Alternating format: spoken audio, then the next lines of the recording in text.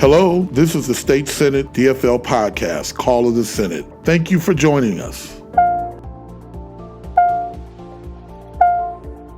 Well, hello everyone. This is State Senator Fong He. It's an honor again to be a host for our Call of the Senate. And with me here today is our newly elected Senator Omar Fateh, represent District 62, South Minneapolis. And if I can read a little bit of his description before I throw the first question at him, would be that Senator Fateh is a son of hardworking immigrants from Somali, and he's master in public administration, and he's active in many local agency, many local nonprofit organizations like Neighborhood Organizing for Change, Vote Yes for Kids, 15 Now, Minnesota Association of Public Employees, the DFL Somali Caucus, and so forth. I'll let him tell you more than what I just mentioned here. So welcome, Senator Fateh, to the Call of the Senate. So tell us about yourself. Thank you so much, Senator He, and great to be here. I'm a freshman senator. I just got elected this year to represent Senate District 62, which is in South Minneapolis. I was born in Washington, D.C., raised in Virginia. My parents actually immigrated from Somalia before I was born.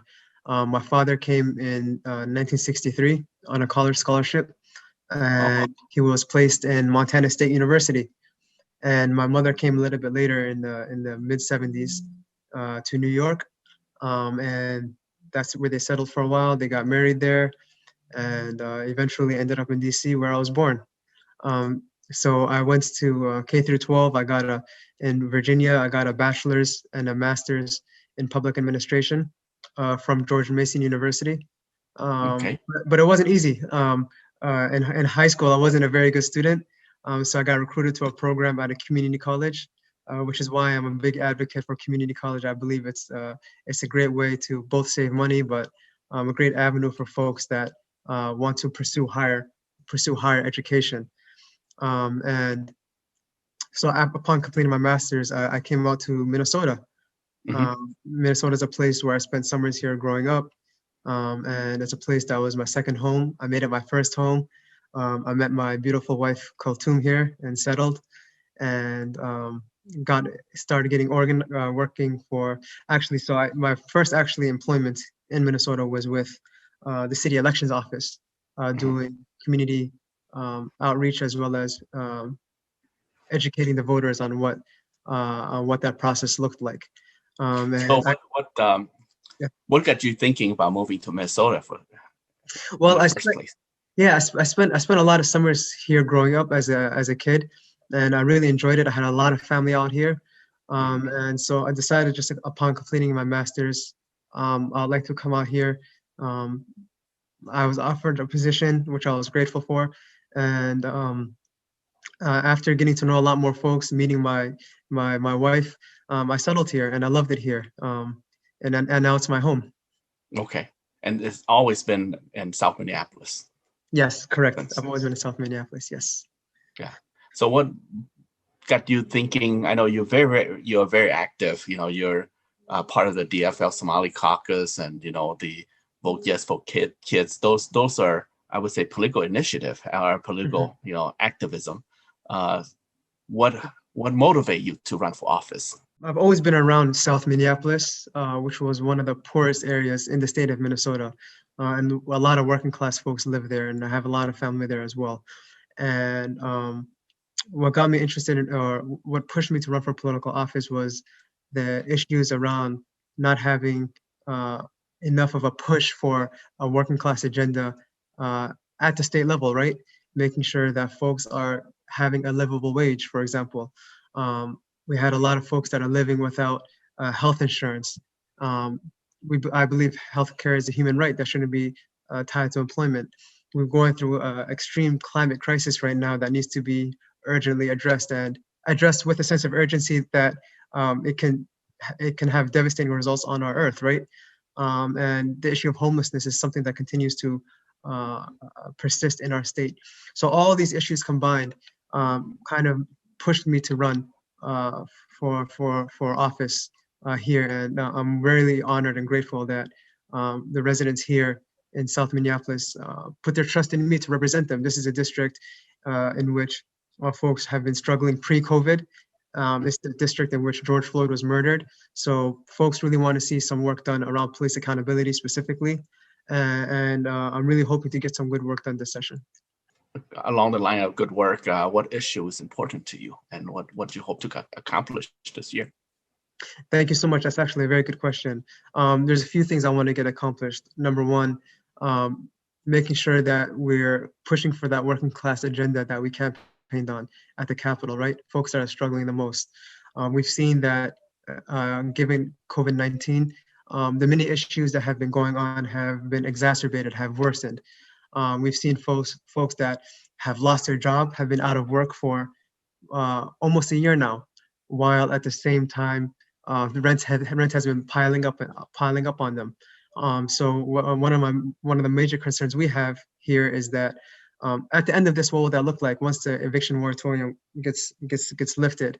We're going to have a lot of people that are potentially facing homelessness, and that could be that'll be devastating. We have a lot of folks that pre-COVID didn't have health insurance, and this shows you the need for universal health care that we wanted to push for. We saw our service workers go a long time without PPE or adequate protections and no hazard pay. We don't think that's right.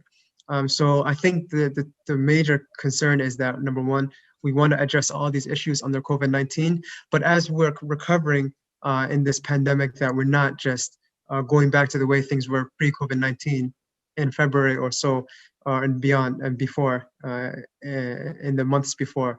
We want to move forward and progress. We want to come back better. We want to come back stronger. We want to make sure that folks have insurance regardless of employment. We want to make sure that folks are covered. We want to make sure that we're making sure housing is a human right and that folks are making a livable wage.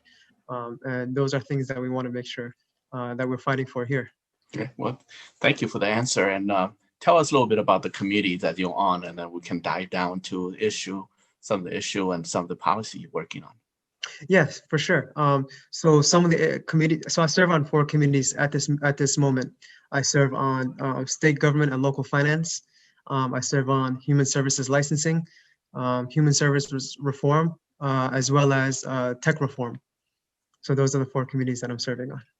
Wow, that's a lot of work there. You know, Yeah. 4 committees is a handful, I tell you. Yeah, it's a heavy load, but it's exciting. We have some great folks on there that I have been learning from. So it's been a great experience so far. Any bills or any issue that you are pushing right now? For sure. So I think I'll just highlight two committees that out of the 4 so far. So number one is state government finance. We want to make sure that we're protecting our voters and voter rights, that we're not seeing things like voter IDs laws that are being pushed, or things like any things that will disenfranchise voters, especially communities of color. We want to make sure that we're protecting everybody. And in Human Services Committee, I think the number one issue that we've been highlighting the past few weeks is the issue of our PCA workers that have been making $12 an hour on average. That's not right. We want to make sure that the folks that are going into these houses, working to service, are folks that that are in high need, are getting adequate pay, that they're going to get paid sick leave should they get hurt or get sick, and that we're making sure that we're expanding those benefits and making sure that the workers are going to be protected. Especially, and also on top of that, the adult daycares and child daycares that have been functioning throughout the pandemic, hurting and struggling, that we're making sure that we're listening to them, doing what we can to ensure that they're continuing to function amidst this pandemic. Yeah. Any particular bill you want us to take a note of that you were working on? So there's 2 things. So on the state finance committee bill, there's a voter ID bill that we were that was pretty intense, that we were fighting against. I didn't believe in it because it would disenfranchise many voters, right? I think that would be wrong. Now in Human Services Committee, we're working we're having discussions around what it looks like to have increased pay for our PCA workers. and making sure that we're addressing that by increasing the funding. And I know the time is tough with the budget, but this isn't a time of, I don't think austerity is the answer. I think that if we raise money and raise revenue, especially on those that have been successful and those who have been earning large amounts of money during this pandemic, I think that if we're able to raise revenue through taxing them, we could be able to pay for all these issues that are being worsened amidst this global pandemic. How do you feel so far being a Senate? Is it 2 months now? How do you feel Yes. so far? Meeting your deadlines and such? Yeah, I'm doing my best to do so. I'm grateful for two things. Number one, we have some awesome seniors, members of the Senate, folks that have been here for a long time, folks like you, Senator Herr, and folks that have been educating me on meeting the deadlines, being prepared for committee, doing your homework, and also the number one thing is just staying on top of serving your constituents, being responsive. I think that's extremely important. Number two, I'm also very blessed to come in with a great group of freshmen to the Senate. Folks like Senator Aaron Murphy, Lindsey Port, Senator Jen McEwen, and John Stewart, Eric Putnam, Senator Mary Kunish. There's really great folks that I've been really leaning on, and it's a learning experience for them as well. So whatever we learn, we pass off information to each other. So things are much easier when you're not going at it alone, when you're going at it with the team as well. So I'm really, really grateful for that. Sure, and I remember you wanting to be a minority whip, and did you kind of get there, get what you wanted? Yeah, so I've been actually having conversations with Senator Isaacson about that as well. I was able to become an assistant minority whip and learning about what that process looks like and who to reach out to, understanding when to do so. And I think that it's been a good experience so far being an assistant minority whip, and I'm grateful for the senators that have brought me on board to teach me as well. You know, we mainly going to spend this time just talk about you because this is your first appearance on the call of the Senate. And so, you know, we want people out there to know, or our Democrat Party to know about, you know, who Senator Omar Fateh is. You know, you also being one of the first Somali American in the Minnesota State Senate, right? I'm not the first Hmong American, but I'm actually the second Hmong American in the State Senate. How does it feel being the first Somali descent? Actually, you're the second generation here already, being in the State Senate. And how are you going to bring that voice to the State Senate as well?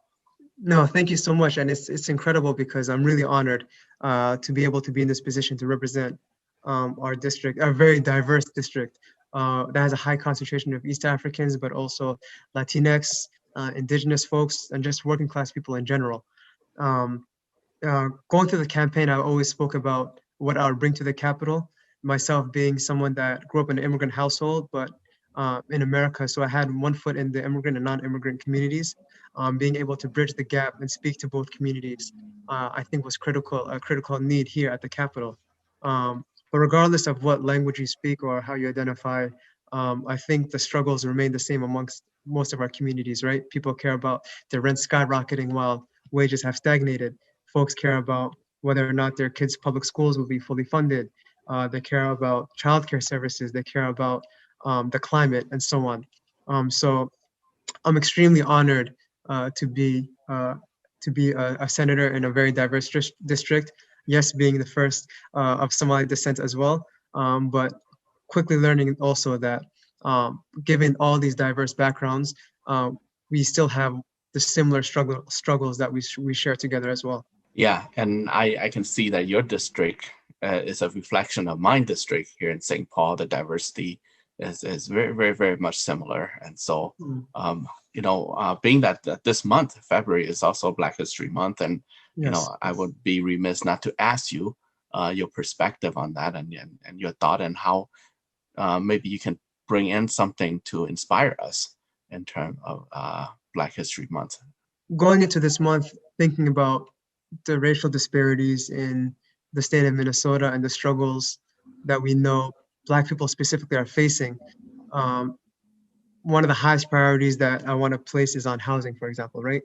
Part of this relates to economic inequality and specifically wealth inequality due to the disparities that we're seeing in home ownership. What we know is less than a quarter of Black Minnesotans own a home compared to over 3/4 of white households.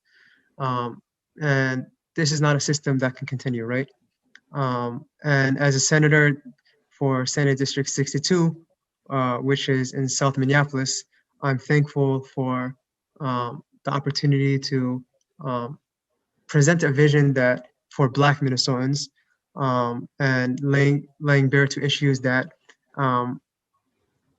or pieces that relate to inequality, as well as those that are focused on the most immediate issues such as health, housing, food insecurity, homelessness, the issues that have been directly impacting and hurting our communities as a whole. But specifically speaking to Black History Month, I think it means something different this year, especially for me and our district. And it's different because this is going to be the first Black History Month in which, the first Black History Month after the murder of George Floyd, which occurred in our district. The international recognition that came from that, right, amongst, in terms of police accountability and police brutality. So we're sitting here with a new mandate from the people, not just Black people, but everybody, to tackle injustice. And looking back, I remember back in high school and middle school, learning about folks like Frederick Douglass, right? Folks like George Washington Carver, Black entertainers, Black authors, folks like Martin Luther King, right? But we didn't learn about folks like Fred Hampton or the Black Panthers, right? We weren't taught about those folks in school. We learned about Martin Luther King in terms of the civil rights struggle, but we weren't taught about him being a socialist who was anti-capitalist and tied that to ending racism. So I think it's a really good time to renew our spirit of pushing for this change as activists, as public servants. But we need to start thinking like the Republicans of the 1800s and the Reconstruction. The issues of the day are different, but I think the spirit is the same, and we need to continue this fight towards justice. Well, thank you, Senator Fateh, for joining me in this introductory interview, pretty much. And we're going to have you again dive more in depth into the subject matter that you are motivated to push forward. Lastly, can you tell us something unique about yourself that you want folks out there to know? Something unique about me. Well, I'm an avid poker player. I'm not a gambler. I don't gamble for money, but I learned poker and I started playing it quite a bit this past year and a half or so, whether that's online or in person. But that's something that kind of random that I picked up. And also, the summer before, I tried fishing a few times. I'm not very good at it, admittedly. I'm kind of terrible, but hopefully, when the pandemic passes, I can continue doing that. I want to get better at that and make it more of a hobby as well. Thank you very much. Thank you very much for sharing. And I guarantee you that I may have a little longer experience in playing poker, but I can be beaten very easily when it comes to poker. I'm an outdoorsman fishing, so chances are you might not be able to compete against me on fishing, but you can absolutely not beat me in. So I look forward to in addition to serving with you in the state senate, also look forward to perhaps sometime be more acquainted personally with you as well. And thank you for your service joining our Senate, our 67 members, our 31 DFL members, and our 6th Posse member, People of Color and Indigenous Caucus member. So it's also an honor to interview you today. Any last word before I close? Yes, Senator Hur, you've been awesome this year. I've been able to learn about a lot of issues because of you, especially things like legacy funding, right? So you've been an awesome ally and an awesome teacher as well, and I'm grateful for everything you've done. So I just wanted to say thank you so much. Oh, I'm honored. Thank you very much. Thank you, Senator Omar Fateh, and we'll see each other at the Capitol. Yes. Again, and on the Senate floor, and you've been very vocal advocating for the working middle class and people of color. So thank you very much, and thank you everyone for listening to this podcast of Call the Senate. My guest that you just heard, Senator Omar Fateh. It's an honor for me again to interview, and look forward to interview another guest in the near future. Thank you very much. Thank you. Thanks for listening to Call of the Senate. Please visit our website, senatedfl.mn, or connect with us on social media with the handle @SenateDFL. Thank you.